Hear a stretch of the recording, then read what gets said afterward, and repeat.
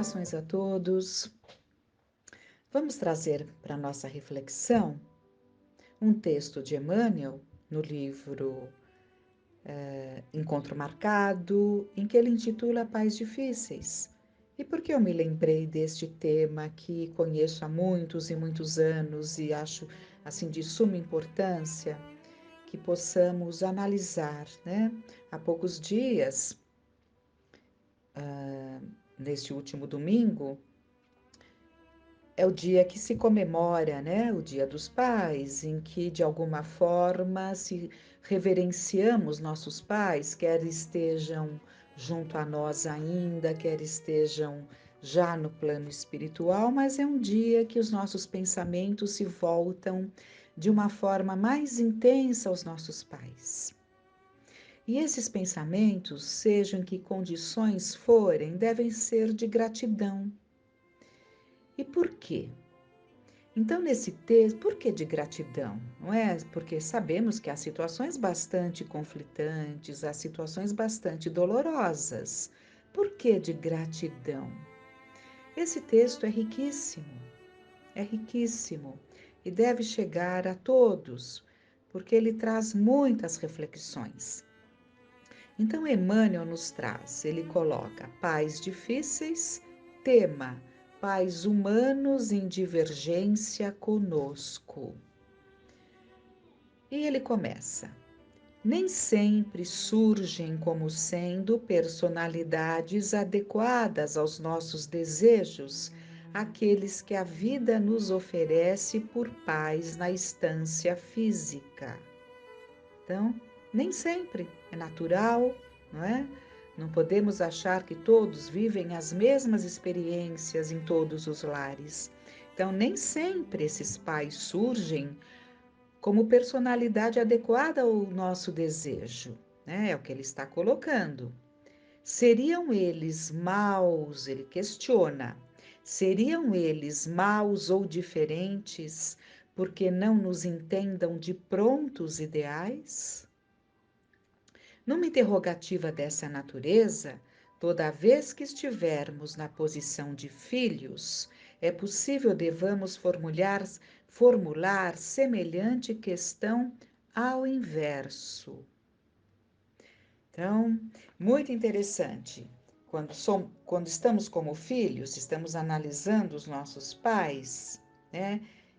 E analisamos, eles são maus, eles são diferentes dos outros, porque não nos entendem, porque não alcançam os nossos ideais. Ele nos aconselha a pensarmos em posição inversa, né? E ele continua: habitualmente julgamos nossos pais humanos quando a razão começa a amadurecer no galho florido de nossos primeiros sonhos da mocidade. Sobretudo, pretendemos medir-lhes as supostas deficiências depois de passados mais de 20 ou 30 anos sobre os dias semi-inconscientes de nossa infância. Então, vamos analisar, é muito comum na idade adulta começarmos a analisar ali os nossos pais, nos recordando de fatos na infância, isso 20, 30, 40 anos e muito mais ali, quantas vezes nos recordando de fatos lá da nossa infância, mas fazendo uma leitura como se naquela situação nós tivéssemos tido uma compreensão de todo o contexto que os nossos pais viviam, né? Então, julgamos por algumas palavras, algumas atitudes que ficam nas nossas mentes, mas todo o contexto se perdeu pela nossa idade e pela passagem do tempo, né? É isso que ele vai nos alertando e vamos ver onde ele quer chegar. Sobretudo, pretendemos medir-lhes as supostas deficiências depois de passados mais de 20 ou 30 anos sobre os dias semiconscientes de nossa infância.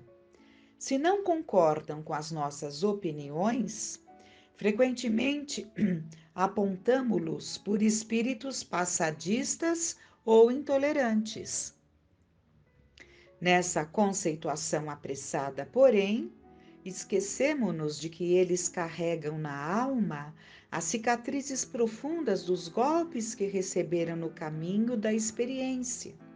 Quantas vezes por nossa causa, golpes, quantas vezes por nossa causa, e por isso mesmo nem sempre lhes será possível colocar os ouvidos ao nível em que se nos situa a palavra.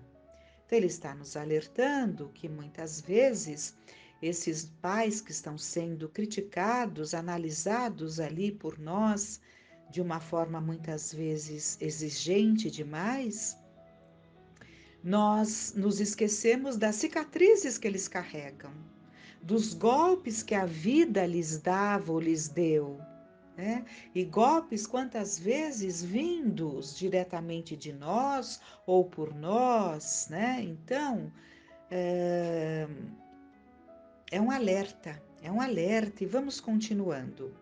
Fácil considerá-los desorientados quando não estejam de acordo com os preceitos que aceitamos como sendo os mais justos.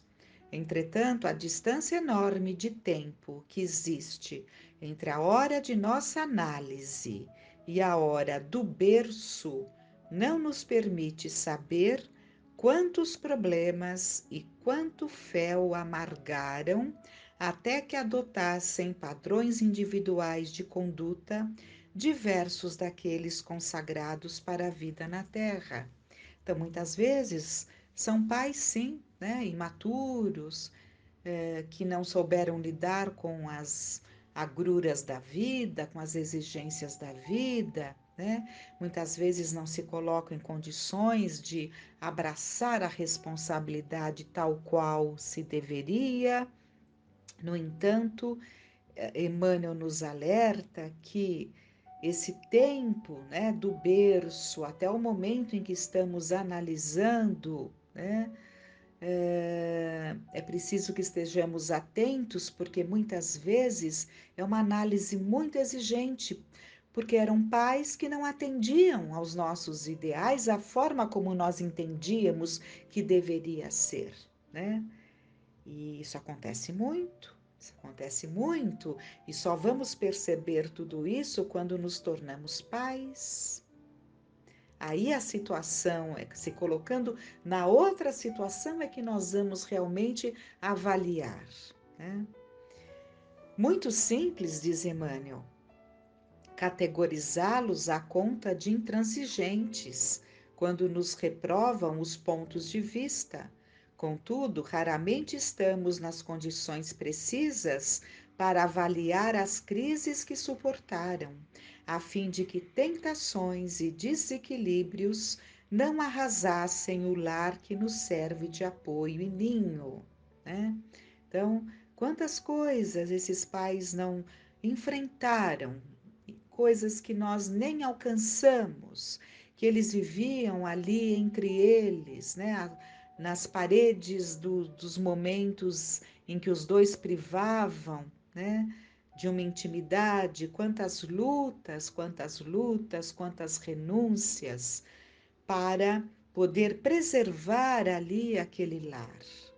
E isso muitas vezes é desconhecido pelo filho, né? Se te encontras, diz ele, se te encontras à frente de pais magoados ou sofredores, se te encontras às vezes à frente de pais magoados ou sofredores, recorda um homem generoso que largou as conveniências da própria liberdade para colocar uma família nos ombros.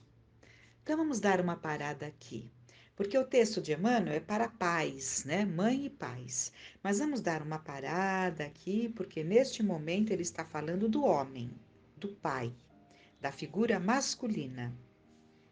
Recorda um homem generoso que largou as conveniências da própria liberdade para colocar uma família nos ombros. Generoso, sim. Quantas vezes há muitos que fogem da responsabilidade do casamento. Quantos jovens nós vemos, né, que fogem, preferem optar por uma vida sem constituir um lar quando fazia parte da sua programação. Não estamos falando de outras situações. Estamos falando de casos em que havia a programação para a constituição de um lar. Só que constituir um lar exige renúncia, exige coragem, exige iniciativa, exige amor, generosidade, porque aquele jovem solteiro, falando do homem agora, aquele jovem solteiro, né, que tem normalmente ali os mimos, as facilidades, né, na casa dos pais, constituem ali um novo lar, né, onde terão a carga das responsabilidades. Então, generosidade. Emmanuel, como sempre, prima por uma forma de nos trazer os conceitos que nos atingem. Pais generosos ou pais magoados ou sofredores. Recorda um homem generoso que largou as conveniências da própria liberdade para colocar uma família nos ombros. E lembra-te de certa mulher, jovem e bela, porque a juventude sempre nos traz a beleza, jovem e bela, né? Que olvidou a si mesma e renunciou à própria vida, padecendo na carne e na alma para que pudesses viver. Então, seja em que condições forem, sejam pais magoados ou sofredores, e muitas vezes essa mágoa, esse sofrimento, né, porque se sentem castigados pela vida, tudo isso pode refletir na forma de um temperamento mais difícil, não resta dúvida que tudo isso é fato, mas temos que buscar a essência de tudo isso, né? O que vai na alma, o que foi na alma daquele e daquela que permitiram que aqui estivéssemos. Esse é o ponto. Para que pudesses viver, permitiram. Porque há muitas formas de evitarmos que um filho venha, não só pelas práticas abortivas, né? Não só, muitas vezes por uma rejeição. Nós sabemos que uma rejeição feminina, uma rejeição da mulher, quando ela rejeita aquele espírito reencarnante de uma forma inconsciente, porque ela não pensa, vou rejeitar para não engravidar. É um processo inconsciente, né? Do espírito, da sua alma, que rejeita aquele que está retornando. E muitas vezes é uma rejeição tão grande por situações vividas, né? Nós espíritas sabemos, né? Por situações vividas, e muitas vezes é uma rejeição tão grande que essa rejeição impede, né? Impede que aquela gravidez se desenvolva, prossiga. Tanto que há muitos abortos, abortos naturais, que a mãe nem se dá conta, né? Outras vezes por muitas outras causas, né? Mas existe essa causa de uma rejeição. Então, antes mesmo que se soubesse até da gravidez, já se está rejeitando a ponto de provocar já aquela perda de sangue de forma suficiente para impedir a continuidade da gestação. São rejeições, e o pai da mesma forma.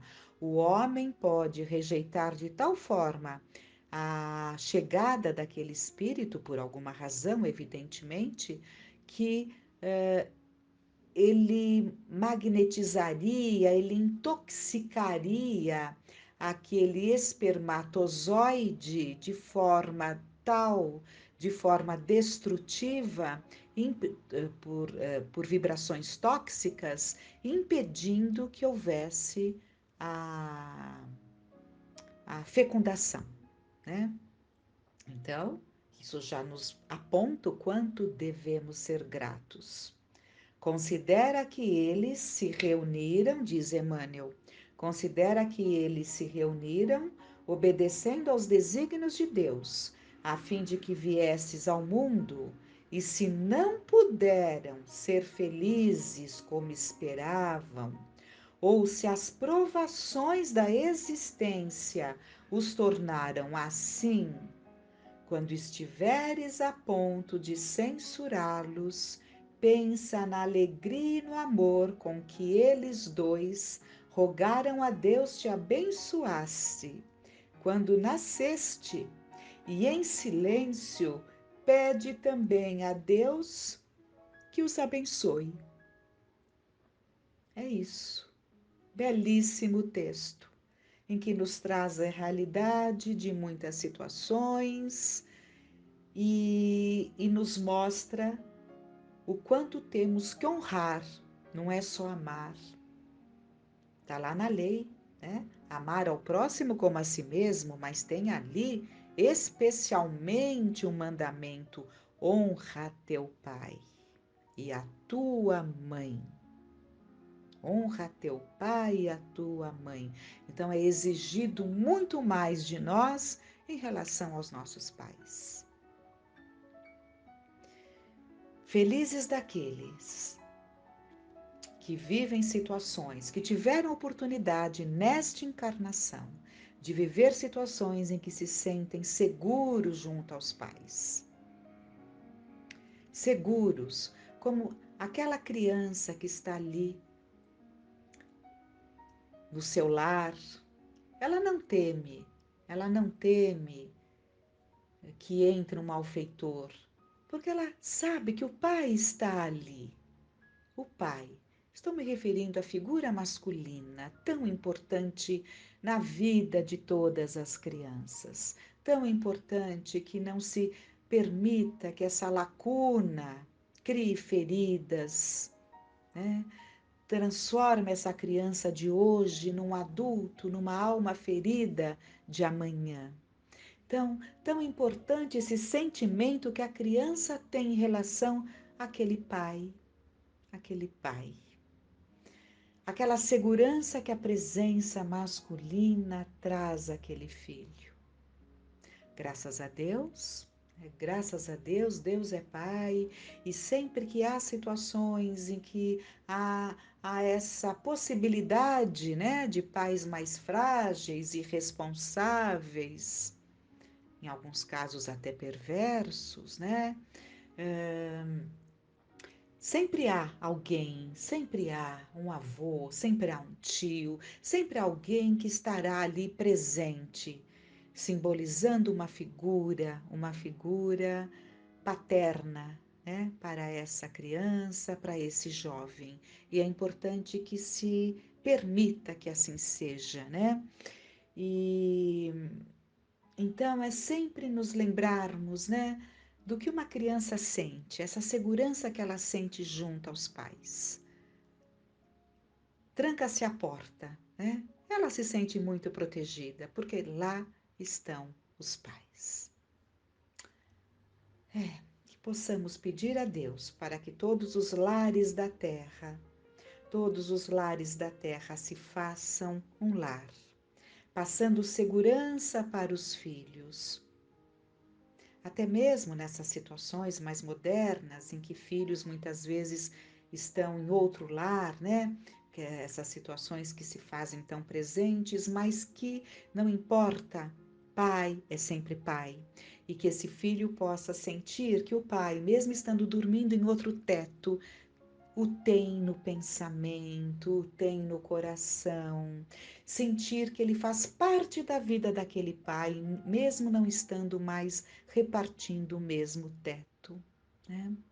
Então, que esse texto elucidativo possa confortar a todos os corações, sabendo que é nosso dever buscar sempre o melhor, amenizar as provas, amenizar as situações, para que esses filhos possam desenvolver-se, né?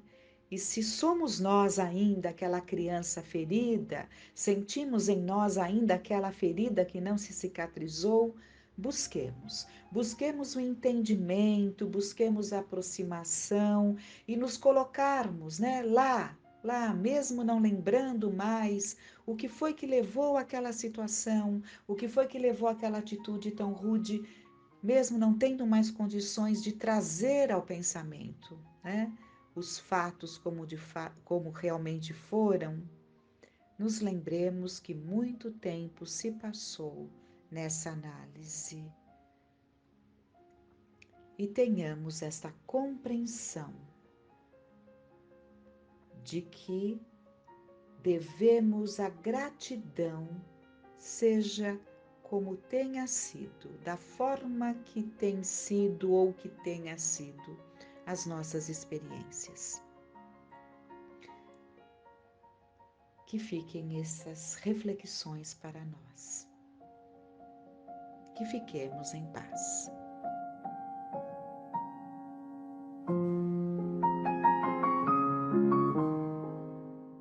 Olá pessoal, tudo bem? Vamos continuar o nosso estudo do livro Os Prazeres da Alma. Estamos no tema amor. Hoje vamos finalizar a terceira parte, eu vou acrescentar mais alguns materiais. Vivemos na atualidade a mais grave das privações humanas, a incapacidade de manifestar o nosso amor e carinho de modo claro e honesto e sem nenhum receio de ser mal interpretado. É complicado vivermos afastados dos outros. É tão mais fácil abraçarmos calorosamente aqueles a quem queremos mostrar o nosso afeto, quebrando a distância que nos separa deles.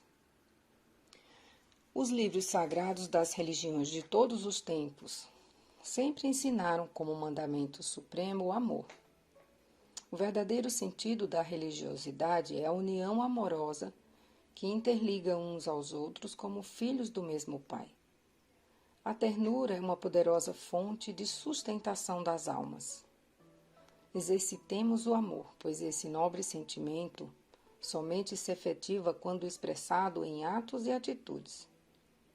A religião universal consiste basicamente no cultivo do amor e da liberdade, além da ajuda generosa em favor das criaturas e da harmonia cósmica, o que nos levará a perceber a diferença entre o ilusório e temporal e o concreto e o verdadeiro.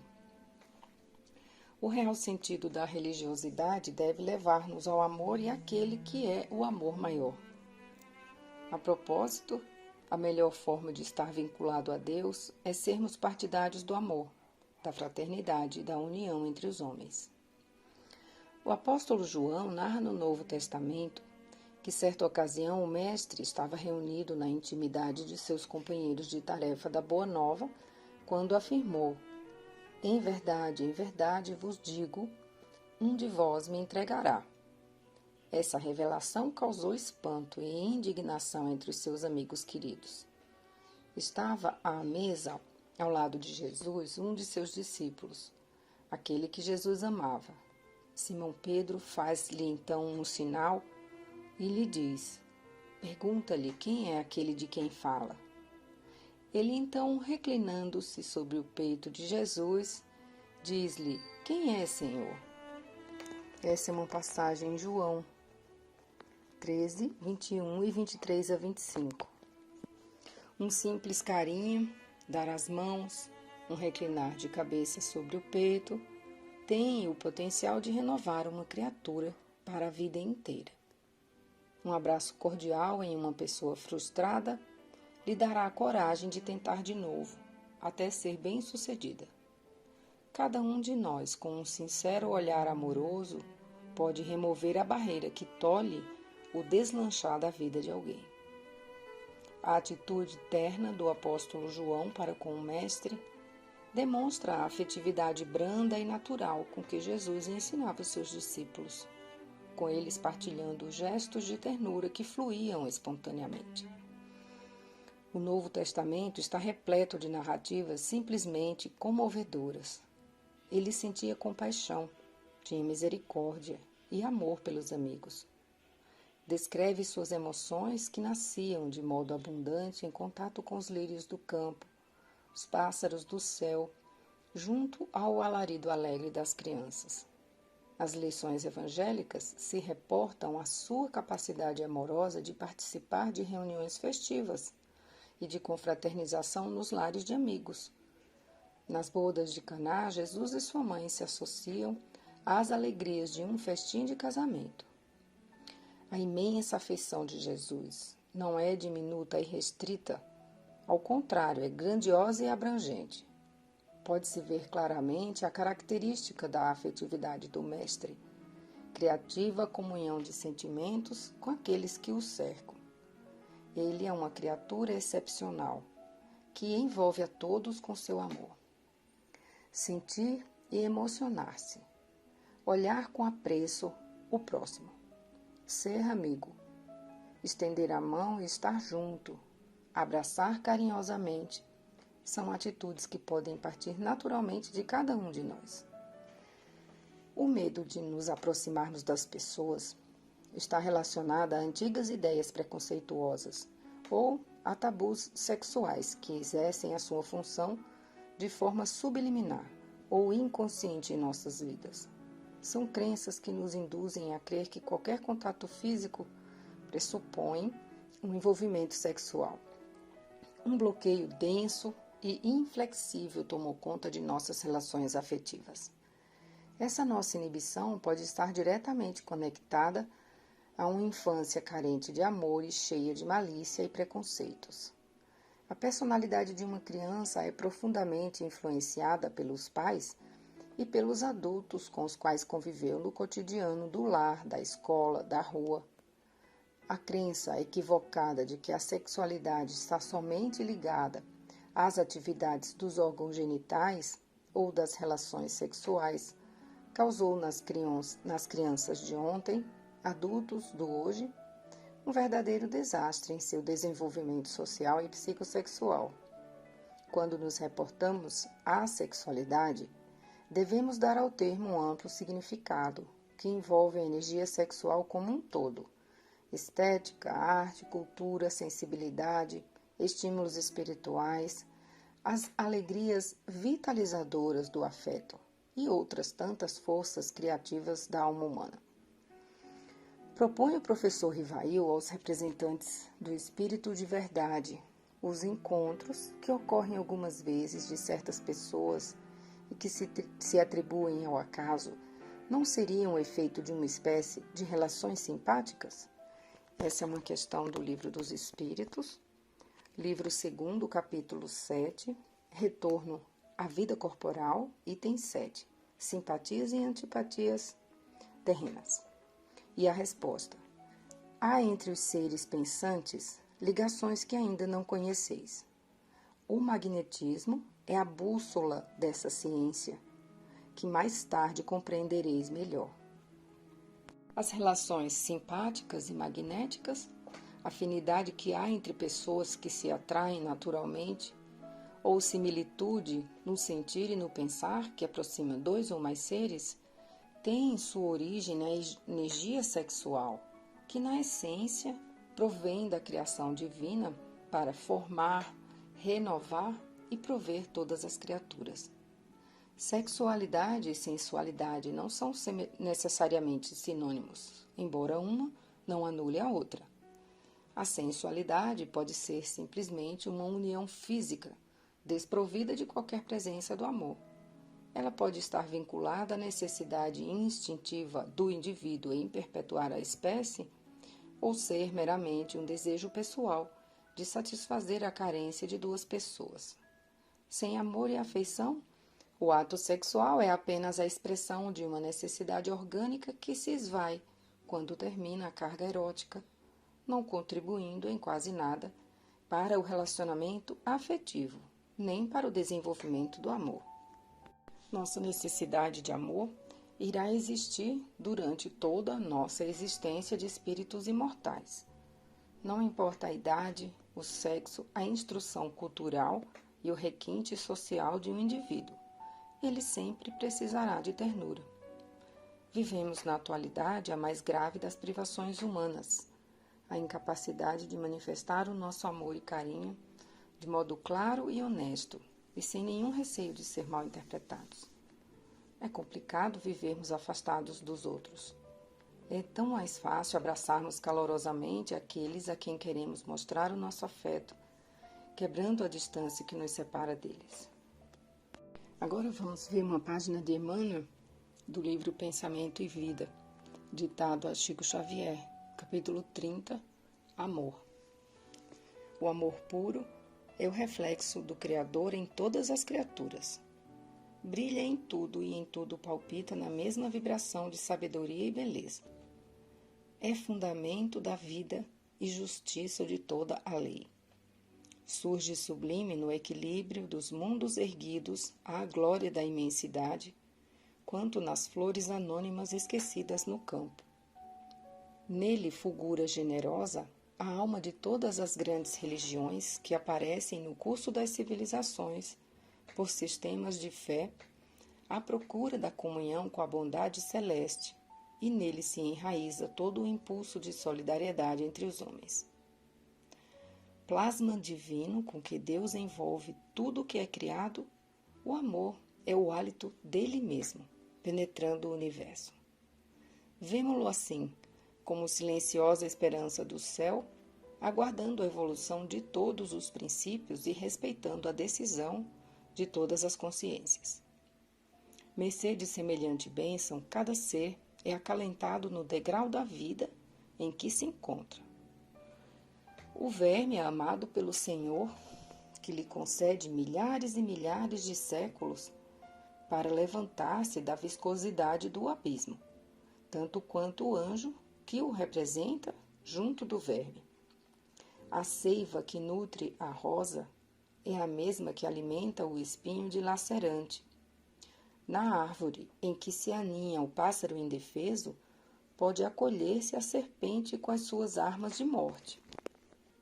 No espaço de uma penitenciária, respira com a mesma segurança o criminoso que lhe padece as grades de sofrimento e o correto administrador que lhe garante a ordem.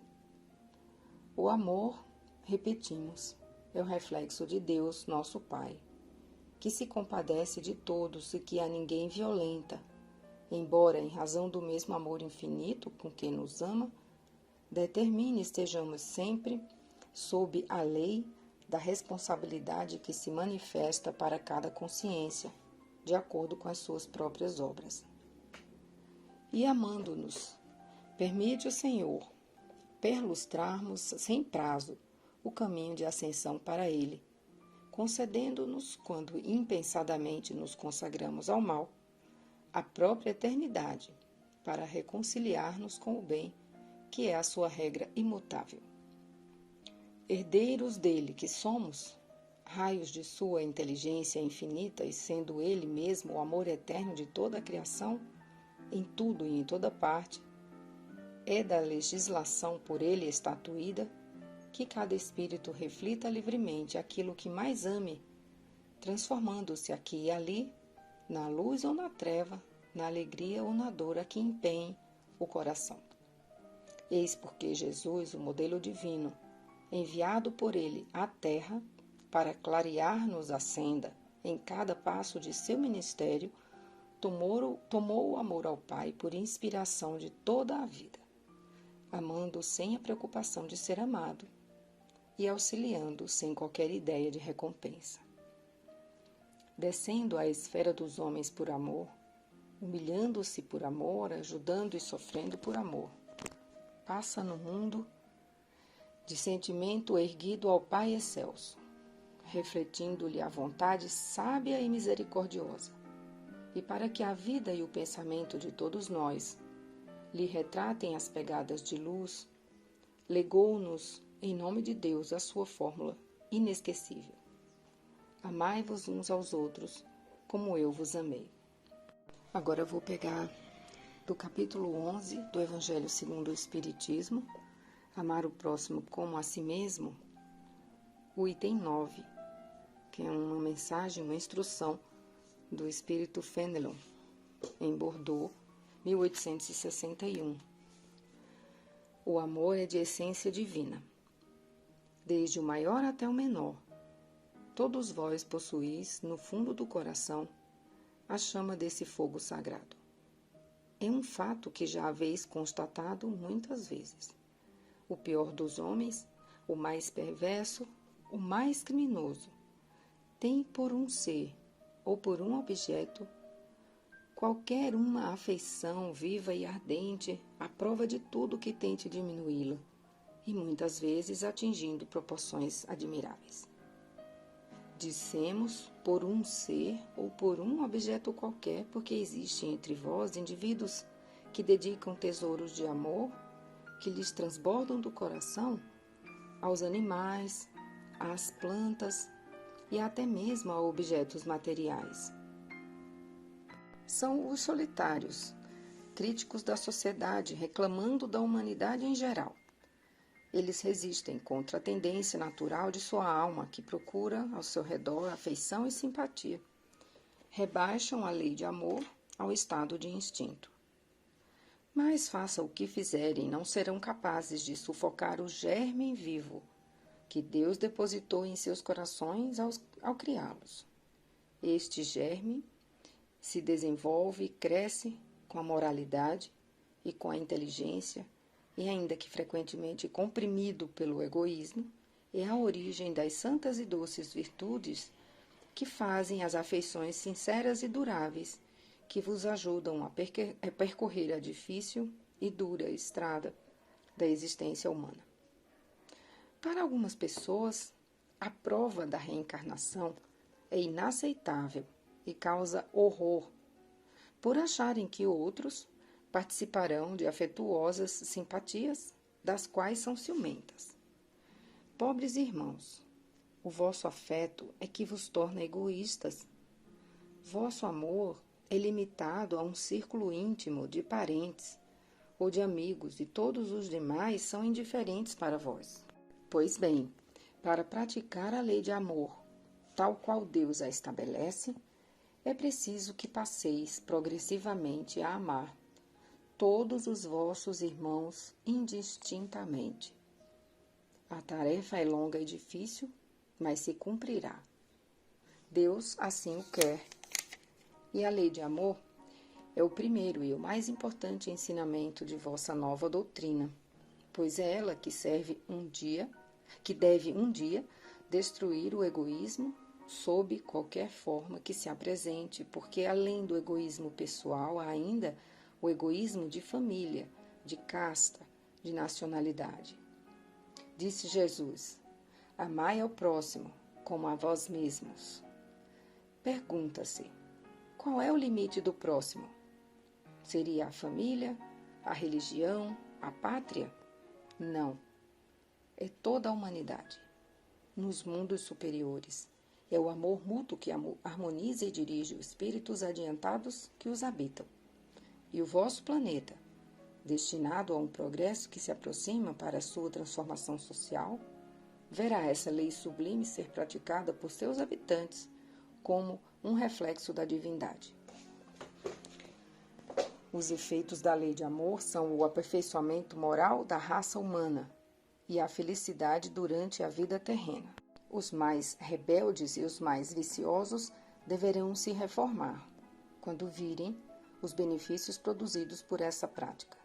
Não façais aos outros o que não gostaríeis que vos fizessem, mas sim, fazei a eles todo o bem que está ao vosso alcance. Não acrediteis na secura e no endurecimento do coração humano. Ele cede, mesmo a contragosto, ao verdadeiro amor. É como se fosse um imã ao qual não se pode resistir. O contato desse amor vivifica e fecunda os germes dessa virtude que estão nos vossos corações adormecidos. A terra, morada de provações e de exílio, será então purificada por esse fogo sagrado, e verá serem nela praticados a caridade, a humildade, a paciência, a dedicação, a abnegação, a resignação e o sacrifício. Virtudes todas, filhos do amor. Não vos canseis de ouvir as palavras de João, o evangelista. Como sabeis, quando a enfermidade e a velhice suspenderam o curso de suas pregações, ele apenas repetia estas doces palavras: Meus filhinhos, amai-vos uns aos outros. Caros irmãos amados, praticai estas lições. Sua prática é difícil, mas a alma retira delas um imenso benefício. Acreditai em mim. Fazei o sublime esforço que vos peço. Amai-vos. E vereis a terra se transformar e tornar-se um novo paraíso, onde as almas virtuosas desfrutarão do repouso merecido. Aí vão as minhas frases. A ternura é uma poderosa fonte de sustentação das almas. Amai-vos uns aos outros, como eu vos amei. Boa semana a todos.